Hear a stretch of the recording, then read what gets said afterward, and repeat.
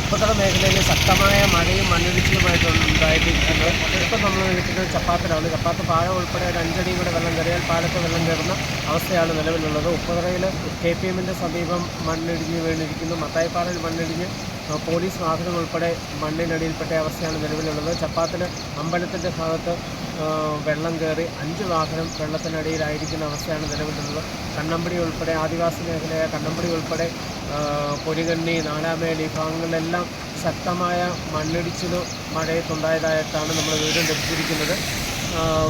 മത്തായിപ്പാറ ഭാഗത്ത് നമ്മൾ എത്തിയിരുന്നു. അവിടെ മണ്ണ് മാറ്റാൻ ആവശ്യമായ സജ്ജീകരണം തുടർന്നു. ഉപ്പുതറ തോണിത്തടി ഭാഗത്ത് ഉള്ള തീരദേശവാസികളെ ഉപ്പുതറ സെൻറ്റ് ഫിലോമിനാസിൽ ക്യാമ്പ് തുറന്ന് അങ്ങോട്ട് മാറ്റി പാർപ്പിക്കാനായിട്ടാണ് പഞ്ചായത്തിൻ്റെ തീരുമാനം.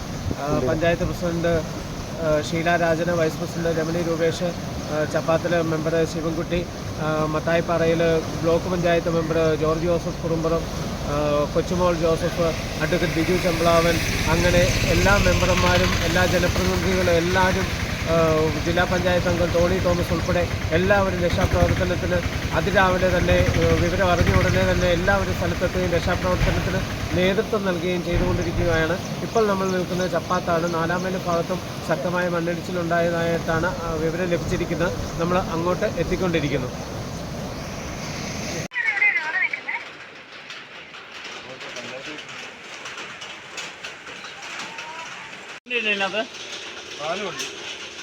കാർ എത്ര? 3 കാറ് 2, ഒരു ബൊലോറ, ബൈക്ക് 3 എണ്ണം.